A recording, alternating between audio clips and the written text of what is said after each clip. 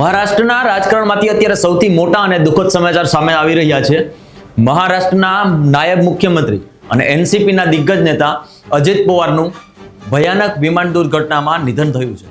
આ ઘટના તેમના પોતાના ગઢ ગણાતા બારામતીમાં બની હતી, જ્યાં લેન્ડિંગ સમયે તેમનું ચાર્ટર પ્લેન ક્રેશ થયું હતું. મીડિયા અહેવાલો મુજબ અજિત પવાર આજે સવારે મુંબઈથી ચાર્ટર પ્લેન દ્વારા બારામતી જઈ રહ્યા હતા. તેઓ ત્યાં અનેક કાર્યક્રમોમાં હાજરી આપવાના હતા. આ ઘટનાને જોનારાઓએ જણાવ્યું કે બારામતી એરપોર્ટથી માત્ર 3 થી 4 કિલોમીટર દૂર લેન્ડિંગની તૈયારી દરમિયાન વિમાનનું સંતુલન ખોરવાયું અને તે સીધું જ જમીન पर પડ્યું હતું.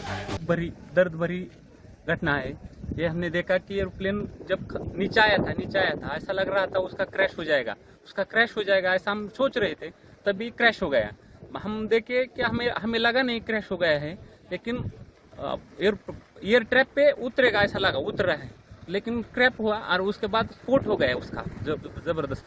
स्फोट होने के बाद वो हम देखने आए, पहले देखा तो उसको आग लगी थी पूरे प्लेन को, और उसके बाद 4-5 स्फोट हो गया विमान में उसका.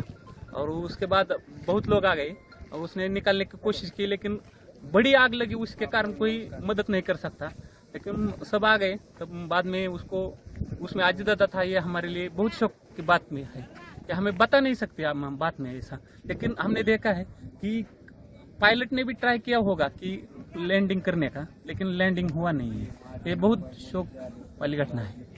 हमने देखा पूरा एक नीचे आ रहा था, ट्रैप पे आ रहा था, ट्रैप के नजदीक एक 100 फुट से नजदीक आके गिर गया है. વિમાન જમીન સાથે અથડાતાની સાથે જ ફ્યુઅલ ટેન્કમાં પ્રચંડ ધડાકો થયો, જેના કારણે આખું વિમાન આગની લપેટમાં આવી ગયું. અકસ્માત એટલો ભીષણ હતો કે વિમાનના ટુકડા ખેતરમાં ચારે તરફ વિખરાઈ ગયા અને આકાશમાં ધુમાડાના કાળા ગોટે ગોટા જોવા મળ્યા.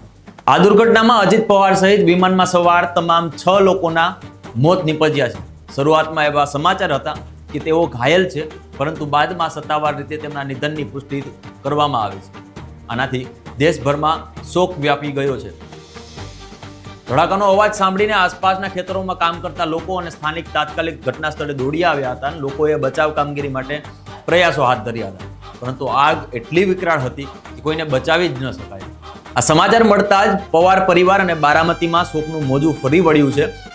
અજિત પવારના બહેન અને બારામતીના સાંસદ સુપ્રિયા સુલે તાત્કાલિક મુંબઈથી બારામતી પહોંચવા રવાના થયા છે. પોલીસ અને ફાયર બ્રિગેડની ટીમો પણ ઘટના સ્થળે પહોંચી ગઈ છે અને વધુ તપાસ હાથ ધરવામાં આવી છે.